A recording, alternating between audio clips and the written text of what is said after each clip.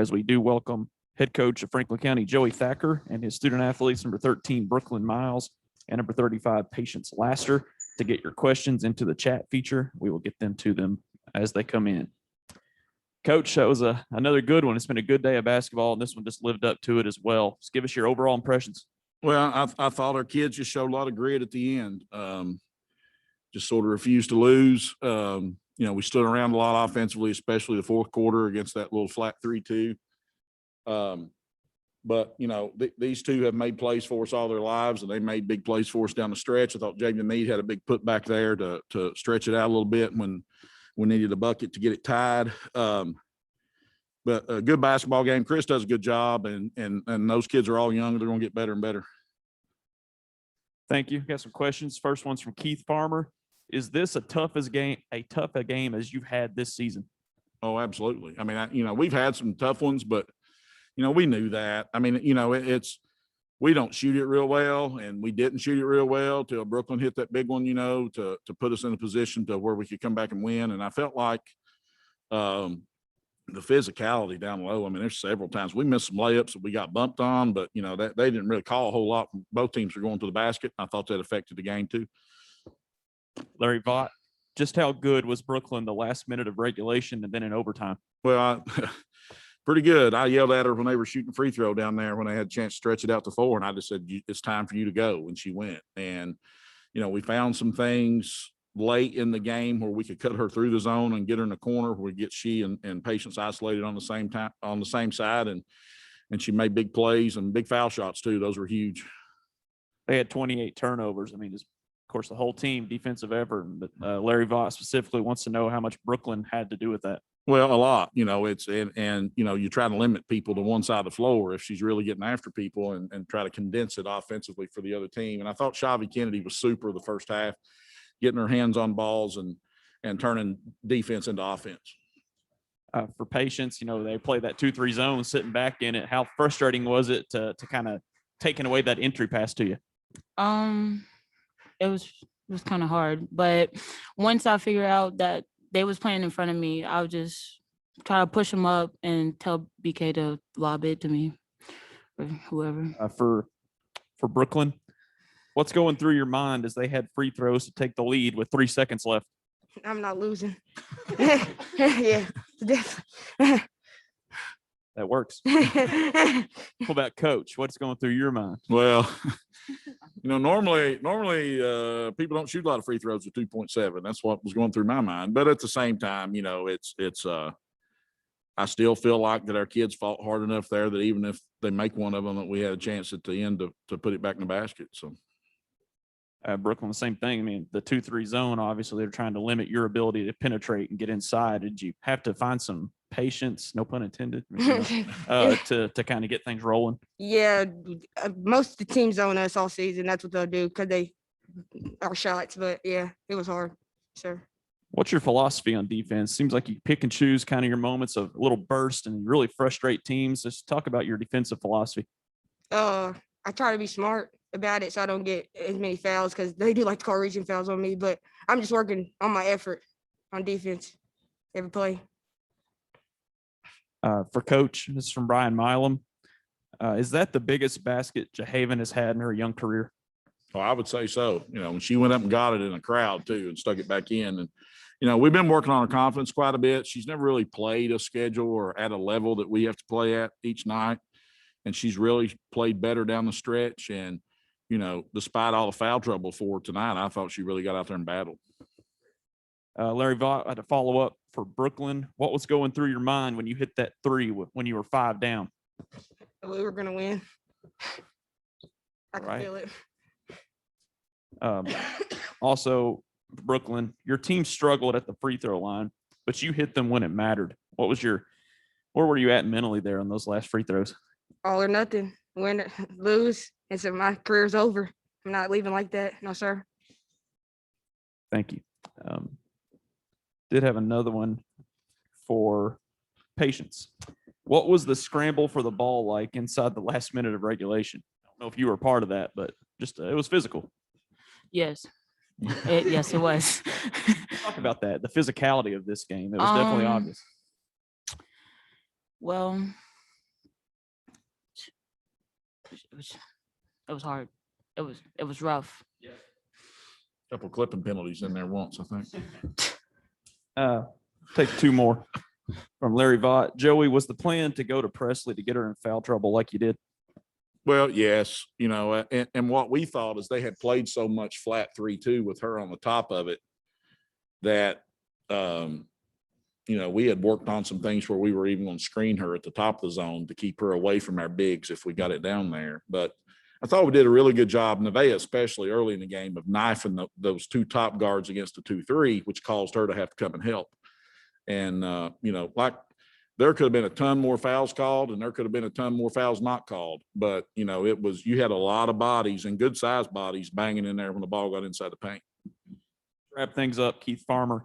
Your thoughts on Southwestern and Anderson as possible opponents? Well, we've played them both this year. We don't necessarily go out and schedule the Sisters of the Poor, so we've got stuff on both of them. It'll be a great game. Both teams are well coached. They may be the best two defensive teams here, and probably Sacred Heart. But we'll get our legs back under us and get back to work, and I expect that one to be a dandy. All right, we'll see you back here Friday. Okay, Thank you. Thank you all. Thank you.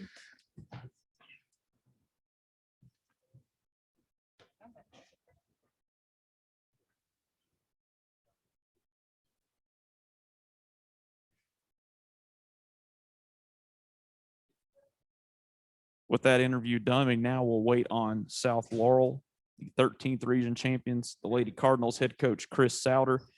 He is bringing on his players number 5, Brianna Howard, and 13, Emily Cox.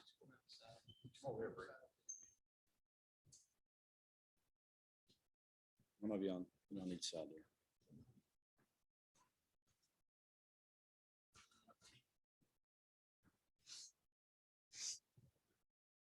Coach had a second straight game at this Sweet 16 where neither team deserved to lose. And, one team had to, but congratulations on a great season. And just what is the mindset of the team in the locker room right now? And just give us your thoughts on the game. Well, anytime you lose your last game, it's tough when kids work so hard. And, most people don't realize what we've been through, the adversity and just the ups and downs of, which a lot of teams have. But starting the season 1-5, and we had some injuries, and to get to this point, I told him in there, I don't know when I've ever been as proud as a team as I am this one. And I've coached some really good teams. And I told them in there that, get your crying out of the way and, the tears. And remember, I told them that it's a happy ending regardless. They've earned the right to be here. We're down 9 at halftime, and, the kids just kept fighting and battling and scratching and clawing. And, we had an opportunity to win the ball game. Give Franklin County credit. They did what they had to do. And, that's just the way this goes. And there's only going to be one team that has a happy locker room. This is over with. And I told them, let it drive you. And that's what we'll work towards for next year. Thank you. Larry Vaught, he says for coach, you had 28 turnovers. Presley doesn't get a field goal and they shoot 35 free throws, but you still have a chance to win the game. How did you manage to stay in it? Well, our bench came in and we did a good job. Rachel was having a hard time getting going, and and I don't understand all the free throws. I won't get into all that. They'd shot 20 at halftime, I think, and to our 7, but that's basketball, and that's the way it goes sometimes. And you got to make adjustments. And, without Rachel on the floor, we have to make some adjustments ourselves because we kind of run through them. But, Emily Cox here had a great game and on the boards, and Bree hit some big shots in the third quarter. But our bench was great. Gracie Turner and Emily Mills came in and did a great job for us off the bench. And so these kids have learned to fight. And early in the year, I told them in December, January, we probably lose this game by 25. But they've learned how to fight and play together. And they were right there until the final buzzer. We'll ask Brianna this from Keith Farmer. Points were tough to come by for both teams, especially in the fourth quarter and overtime. Was that just really good defense? I believe some of it was really good defense. Here lately, we've been really big on our defense, and in the region tournament, that's exactly how we won, was our defense. So that's what I believe it is. Emily, both of you all, the players up here, had to handle the ball quite a bit. Having a player like Miles on the court, what did you all talk about heading into this to kind of try to avoid and eliminate her chances on defense? Oh, well, we have most of our players are guards. So we just went into it and we're like, if she's on Bree, then Kylie Clem would bring the ball up and just rotate it. For Coach, this is from Larry Vaught. Just how clutch was Miles when they needed her the most? Well, and that's what I told the kids in there. Said, give her credit. She made a big three in the corner and then hit clutch free throws. I mean, and she didn't sign with Tennessee for no reason. I mean, she's a good player, and she stepped up when she had to. So give her credit. And, that's what big time players are supposed to do. So I thought we did a good job with her most of the game, containing her. But she got free in the corner there and just knocked down a big three that cut it to 2. Going into halftime, you got a little bit of a deficit, but out of halftime, you all just had things rolling really quick early. What changes did you make to allow that to happen? Well, we kind of changed our defense a little bit. We went, they were kind of killing us on the inside and with the foul trouble. So we went to a 3-2 zone. That team seemed to stymie them a little bit. And then Bree hit some big threes right there. And we told them, our goal is let's cut it in half going into the fourth quarter. And we'll go from there. And that's what we did. I think it was a 4-point game going into the fourth quarter. And that's what we wanted to try to achieve. So, and like I said, I love these kids because they're not going to quit. They're going to keep fighting and battling. And like I said, I told them we're going to let this drive us to, we want to come back for years to come. And we're a pretty young team with the exception of Bree. Bree's our only senior. Bree's going to, she's getting her education paid for the basketball. She's worked her rear end off and going to go to Midway. And so we're so proud of her and what she's done, what she's meant for this program. And that's what this is all about. She's worked and earned this right to do that. Larry Vaught has a follow-up question. He wants to know just simply what do you think caused all the turnovers? Well, their quickness bothered us some. Brooklyn, was super quick, and we floated too many passes. And we talked about that a little bit too. And some of them, we told our kids, they're not great passes, but we're not coming to meet them either. And they were pretty physical. And so that was just part of it. And we knew that was maybe a concern. And we made a few more than I wanted to make.